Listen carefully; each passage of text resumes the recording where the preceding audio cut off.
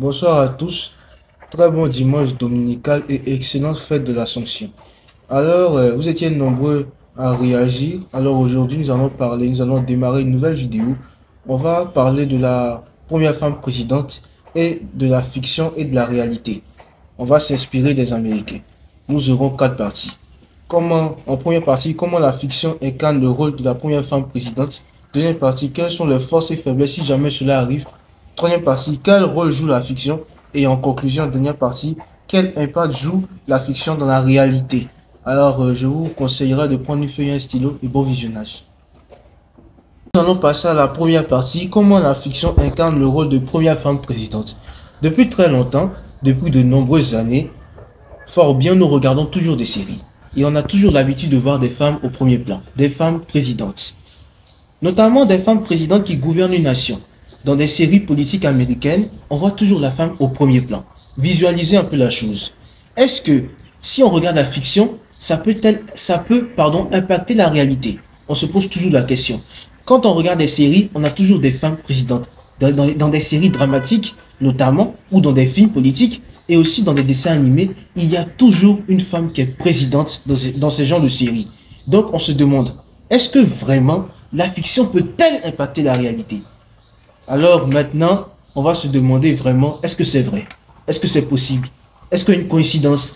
Mais effectivement, quand il y a un déclic, on se demanderait, attendez, actuellement il y a Kamala Harris qui se présente. Est-ce que vraiment, depuis très longtemps, nos séries politiques n'ont pas vraiment essayé de passer un message fort sur ce sujet contre cette décision qui peut arriver peut-être?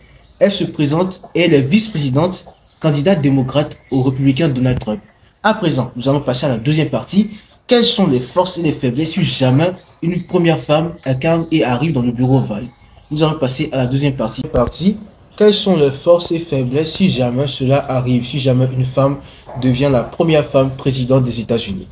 En force, il était une fois une petite fille qui vivait à Manhattan et qui est devenue la première femme présidente des États-Unis.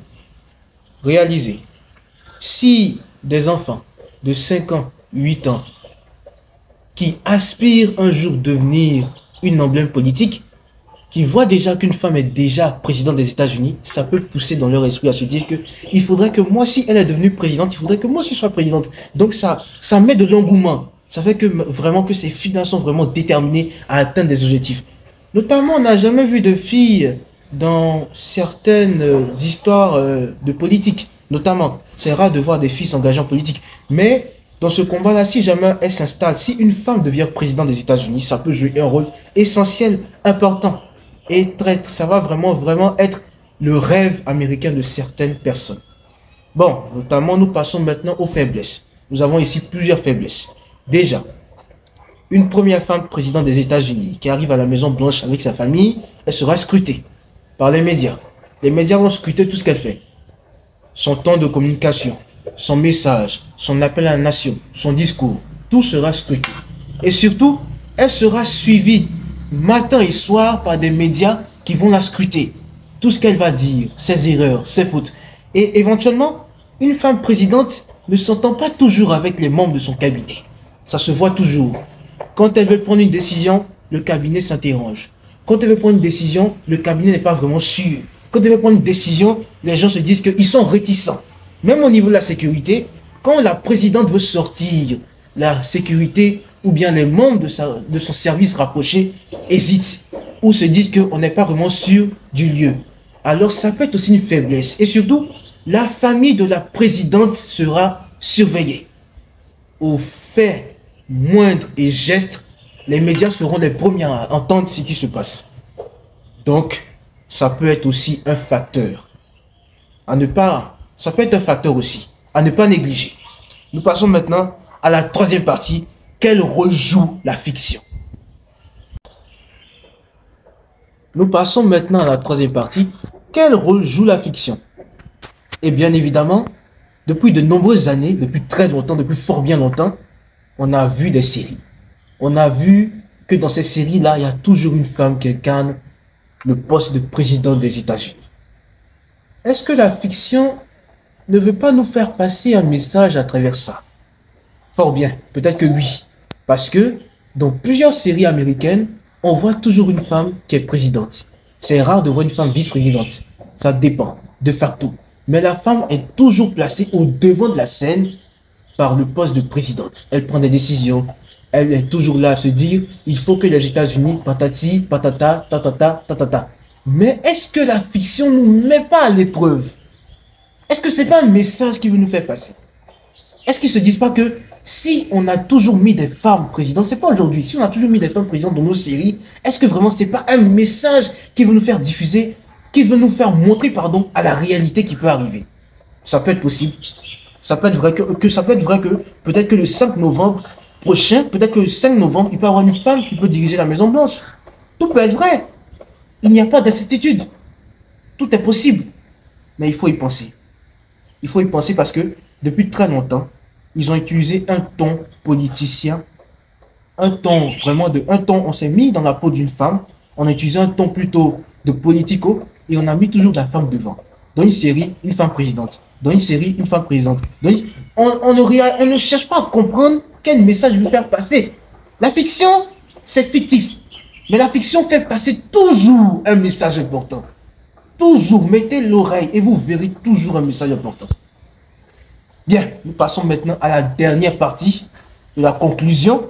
Quel impact joue la fiction dans la réalité? Alors, la dernière partie est la conclusion. Quel impact joue la fiction dans la réalité? Eh bien, vous savez que la fiction, c'est fictif. La fiction, c'est pas réel. Mais quelque part, comme je vous ai dit dans la partie 3, il y a toujours un message. Regardez une série politique. On regarde une série, on est assis, et on voit en même temps une femme qui est présidente.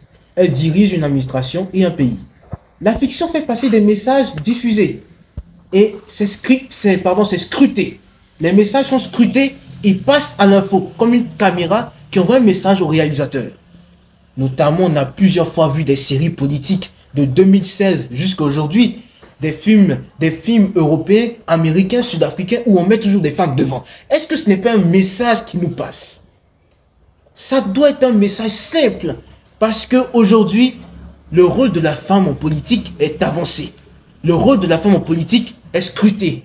Le rôle de la femme en politique, ce n'est plus... la femme ne doit plus être toujours... Non, la femme se défend elle seule.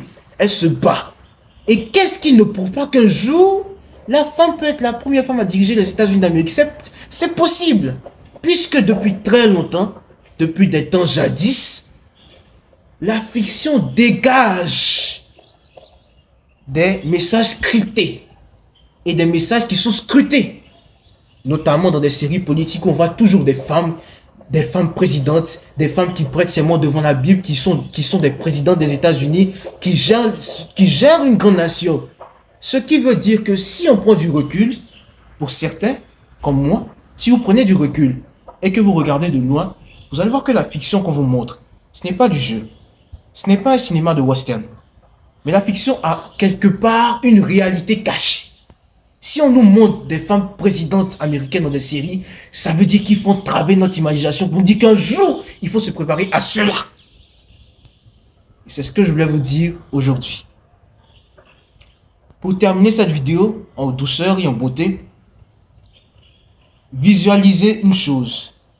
Regardez toujours auprès de vous quand vous regardez une fiction. Ce n'est pas inventé. Tout est préparé à l'avance. Comme si le message est déjà passé. C'est comme en communication. On met une image et ensuite on voit sur le panneau et ça se réalise. Pensez. Sur ce, excellent dimanche et n'oubliez pas de liker et de partager cette vidéo. À très bientôt.